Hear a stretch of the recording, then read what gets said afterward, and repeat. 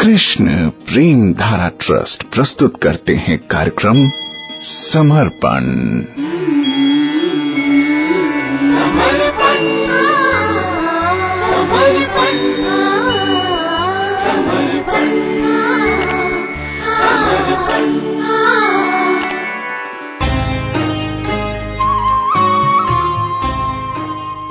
कार्यक्रम समर्पण में आपके साथ हूं मैं प्रेम धारा। नमस्कार, कैसे हैं आप सुनते चले आ रहे हैं श्रीमद् भागवतम के पंचम स्कंध के 14वें अध्याय में वर्णित श्री जड़भरत जी द्वारा राजा रहुगण को भवाटवी के बारे में उपदेश, यानी जहां पर जड़भरत जी जो कि महान भक्त थे और जिनका भजन कोई जानता नहीं था, महाराज भरत के रूप में जिन्होंने अपने साम्राज्य को मलवत त्याग दिया था और हिरण में आसक्ति के कारण जो हिरण योनि को भी प्राप्त की और बाद में दोनों जन्म उन्हें याद रहे और वो जड़ भरत बन गए। जड़ भरत के रूप में वो पूरी तरह भगवान को समर्पित थे, लेकिन इस तरह का समर्पण था कि कोई जान ना पाए। राजा रहुगण पर उन्होंने कृपा की और उसे उपदेश दिया, बताया कि अगर तुम खुद को राजा कहते हो और दूसरे को प्रजा कहते हो तो ये भी तुम्हारी भूल है, क्योंकि खुद को कर्ता मान लेना सबसे बड़ी भूल है। भगवान जो चाहते हैं वही होता है, यही वो बता रहे हैं। लेकिन जीव चूंकि भगवान की शरणागति नहीं लेता है, इसीलिए वो सदा सर्वदा दुख उठाता है। जब जीव इस संसार में गिरता है तो वो इस संसार में सुख को खोजता है, और ये संसार क्या है? ये भवाटवी है, ये अरण्य है, ये जंगल है, घना जंगल, जहां जीव दौड़ता रहता है भौतिक सुविधाएं प्राप्त करने के लिए, लेकिन उसके हाथ में अंत में कुछ भी नहीं आता और खाली हाथ वो आता है, और खाली हाथ 100 साल के बाद या जितनी भी उसकी उम्र है वो चला जाता है। तो आज 12वें श्लोक में वर्णन आया, स यदा दुग्ध पूर्व सुकृत स्तदा कारस्कर काक तुंडाद्य पुण्य द्रमलाता विशोध पान वधु भयार्थ शून्य द्रविणान जीवन मृतान स्वयं जीवन म्रियमाण उपधावती। अर्थात पूर्व जन्मों में पवित्र कर्मों के कारण बद्ध आत्मा को इस जीवन में भौतिक सुविधाएं प्राप्त होती हैं, किंतु उनके समाप्त हो जाने पर वो ऐसी संपदा और धन का सहारा लेता है जो ना तो इस जीवन में ना ही अगले जीवन में उसके सहायक होते हैं। इसलिए वो जीवित मृत तुल्य मनुष्यों का, जिनके पास ये वस्तुएं होती हैं, सहारा लेना चाहता है। ऐसे लोग अपवित्र वृक्षों, लताओं और विषैले कुओं की तरह हैं। बहुत सुंदर बात कही गई। देखिए, हम अपने आसपास आमतौर पर 2 तरह के लोगों को देखते हैं। एक ऐसे हैं जो कि पिछले जन्मों में पुण्य कर्मों के कारण खूब समृद्ध परिवार में जन्म लेते हैं, माता पिता बहुत समृद्ध होते हैं, पैसे की, अमीरी की कहीं कोई कमी नहीं होती है। कहते हैं ना, चांदी का चम्मच मुंह में लेके पैदा हुआ। इस तरह से उनकी हालत होती है। हर तरफ सुख ही सुख लगता है उनको, जो चाहते हैं तुरंत मिल जाता है।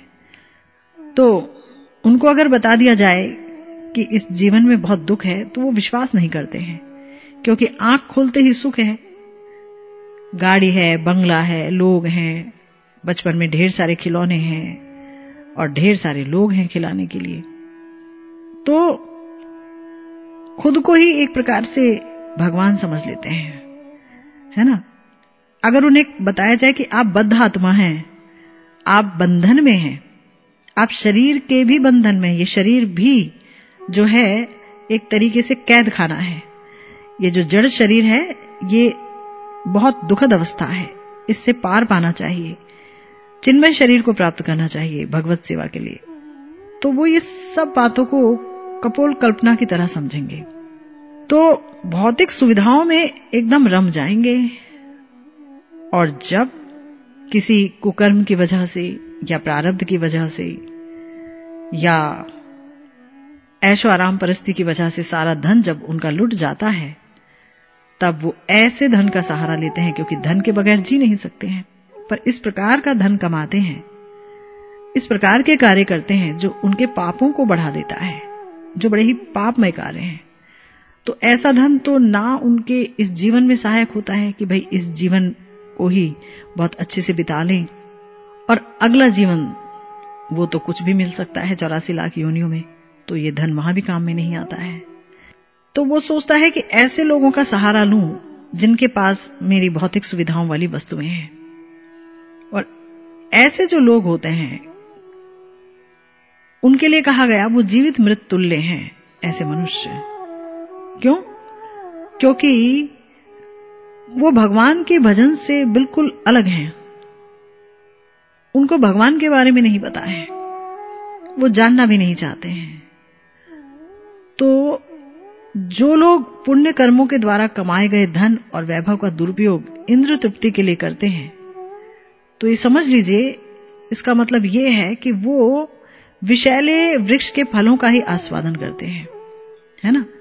क्योंकि अगर कोई विषैले फल को खाएगा तो भाई इस जन्म में भी वो पीड़ित नजर आएगा और अगला जन्म भी उसका पीड़ामय होगा, है ना? तो वो ये बात समझ नहीं पाते हैं।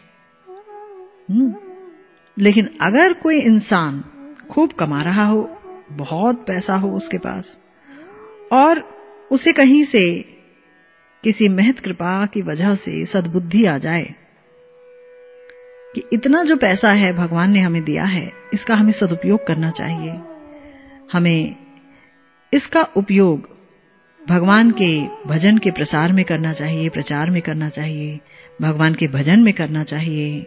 जीर्ण मंदिर जो हैं, भगवत मंदिर धामों में, उनके पुनर्निर्माण में करना चाहिए, या फिर जो हमारे ग्रंथ हैं उनको खरीद के पढ़ना चाहिए, बांटना चाहिए।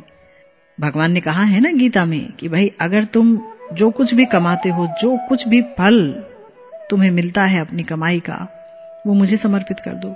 यत् करोषि यद् अश्नासि यद् जुहोषि ददासि यत् तपस्यसि कौन्तेय तत् कुरुष्व मदर्पणम्। कि भाई तुम जो भी कर्म करते हो, जो कुछ भी हवन करते हो, दान करते हो, तपस्या करते हो, मुझे दे दो। तो अगर कोई इंसान भगवान का भक्त है और उसके पास ढेर सारा पैसा है, तो हमारे शास्त्रों में कहा गया कि ऐसा व्यक्ति बहुत जल्दी कृष्ण प्रेम को प्राप्त कर सकता है। याद रखिए, ये जो कृष्ण प्रेम है ना, यही मनुष्य जीवन का लक्ष्य है, इसे ही पाना है ना, क्योंकि इसी के लिए हमें मनुष्य देह मिली है। ये देह देवताओं को भी बड़ी दुर्लभ है, देवता भी तरसते हैं इस देह को पाने के लिए, लेकिन हमारे सारे जन्म बेकार चले जाते हैं, हम इस देह की कीमत पहचान नहीं पाते हैं। हमारे महाजन कहते हैं, ऐसे ही जन्म समूह सिराने, प्राणनाथ रघुनाथ से प्रभु तजी सेवत चरण बिराने, जे जड़ जीव कुटिल कायर खल केवल कलिमल साने, सुखत बदन प्रशंसत तिन्ह कहूं हरिते अधिक करी माने, सुख हित कोटि उपाय निरंतर करत न पाए पिराने, सदा मलिन पंथ के जल ज्यों कबहू न हृदय थिराने, यह दीनता दूर करीबे को अमित जतन उर आने, तुलसी चित चिंता न मिटे बिनु चिंतामणि पहचाने। कह रहे हैं हमारे महाजन आचार्य कि देखिए कितने ही जन्म हमारे बेकार चले गए। प्राणनाथ रघुनाथ श्री हरि उन जैसे स्वामी को छोड़कर दूसरों के चरणों की सेवा करता रहा। जो मूर्ख जीव कुटिल कायर और दुष्ट हैं और केवल कलयुग के पापों से सने हैं, पाप करते रहते हैं, ढेर सारे पैसे हैं, पाप के अलावा उन्हें कुछ सूझता ही नहीं है, व्यसन ही व्यसन पाल रखे हैं, ऐसे लोगों की चापलूसी करते करते, उनकी प्रशंसा करते करते, बड़ाई करते करते मुंह सूख गया है। और तो और उनको भगवान से भी अधिक करके हमने समझ रखा है कि ये भगवान से भी अधिक हैं, यही हमारी बिगड़ी बना सकते हैं। सारा समय बस उन्हीं की चाटुकारिता, उन्हीं की चापलूसी। कह रहे हैं कि देखिए, सुख के लिए निरंतर करोड़ों उपाय करते करते हमारे कभी भी पैर नहीं दुखे, रात दिन विषय भोगों के सुखों में इधर उधर हम भटकते फिरे, लगा कि आज मिल जाएगा, कल मिलेगा, बहुत उपाय किए, लेकिन हृदय क्या हुआ? हृदय कभी भी निर्मल नहीं रहा, स्थिर नहीं रहा, हमेशा मैला ही बना रहा। क्योंकि जब कोई सुख को पाने का उपाय करता है तो फिर वो हर तरह के कर्म करता है सुख को पाने के लिए। सुख तो मिलता नहीं है, उल्टा सुख को पाने की अभिलाषा में मन जो है वो मैला हो जाता है। हमारे आचार्य वर्ग कहते हैं कि इस दीनता को दूर करने के लिए अगणित उपाय मन में सोचे बहुत, कि कैसे इस मैलेपन को दूर किया जाए। लेकिन चिंतामणि यानी भगवान को पहचाने बगैर चित्त की चिंता मिट नहीं सकती है। अगर कोई इंसान अपने बल पर अपनी चिंता को मिटाना चाहे, अपने बल पर माया से लड़ना चाहे, कोई इंसान अपने बल पर सुखी होना चाहे, तो सुखी हो नहीं सकता है। क्योंकि ये जो माया नगरी है ना, भवाटवी, इसकी प्रकृति है दुखमय। तो जो दुख के रेशों से बनी है, वहां सुख भला कहां मिल सकता है? यहां दुख मिलता है तो किसी भाग्यवान व्यक्ति को भगवान की याद आती है। याद है ना, कुंती महारानी जी ने भागवतम में ही कहा है, विपदा संतु तह शाश्वत तत्र तत्र जगत गुरु, कि भगवान हमें विपदाएं दीजिए, मुसीबतें दीजिए, ताकि हम हर जगह आपको याद कर सकें, और आपको याद करके हम इस भवाटवी से, इस भवरूपी वन से, भवरूपी सागर से उद्धार कर पाए अपना, है ना। तो भगवान को याद करने के लिए आवश्यक है उनकी शरणागति लेना। लेकिन यदि कोई व्यक्ति बहुत धनवान होता है और उसे ये नहीं पता होता है कि इस धन को कैसे खर्च किया जाए, कैसे जो भक्त हैं उनकी सेवा की जाए, इस धन से वैष्णव सेवा की जाए, या इस धन से भगवान की सेवा की जाए, धाम की सेवा की जाए। हमारे आसपास हम देखते हैं हमारी नदियों को, यमुना जी को देखिए, कितना पावन जल हुआ करता था यहाँ पर। हमारे आचार्य लिखा करते थे, बोलते थे कि ब्रजवासी की मधुकरी खाऊं, टिक्कड़ खाऊं और जमुना जल पानी पीऊं, इसके अलावा कुछ नहीं चाहिए। लेकिन आज उस जमुना जी का कोई आचमन भी नहीं कर सकता। इतनी भयंकर स्थिति हो गई है। तो अगर बहुत पैसे हैं लोगों के पास, तो वो ये भी तो कर सकते हैं कि हमारी जो नदियां दम तोड़ रही हैं उनको साफ किया जाए। वो लोग जो बहुत पैसा कमाने के लिए बड़े बड़े उद्योग खोल करके बैठे हैं और वो सारा पानी, गंदा पानी, तेजाब, रसायन नदियों में डाल रहे हैं, उन्हें कुछ ऐसा प्लांट लगाना चाहिए अपने यहां उस पैसे से जो कि वो इतना कमाते हैं, जिससे कि हमारी नदियां जीवित रह सकें, मृत प्राय ना हो जाएं, जिससे कि इन नदियों की मर्यादा अक्षुण्ण रह सके।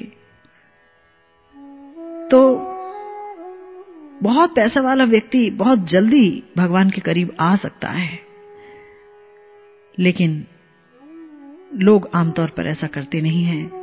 अपने ये जो 5 इंद्रियां हैं, आंख, नाक, कान आदि, इन्हीं के विषयों को ढूंढते हुए और उसी में रमे रहते हैं और ऐसे लोगों के आसपास डोलते रहते हैं जिससे उनको और पैसा मिले, चाहे वो कैसे भी मिले, चाहे किसी का पेट काट के मिले, चाहे कुछ भी क्यों ना करना पड़े। लेकिन बाद में क्या होता है?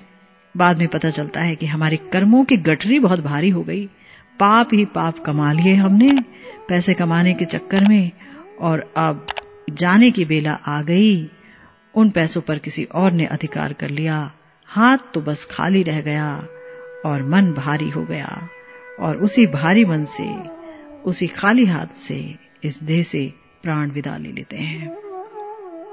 तो भवाटवी का बड़ा ही सुंदर वर्णन चल रहा है, चर्चा जारी रखेंगे हम, सुनते रहिएगा समर्पण।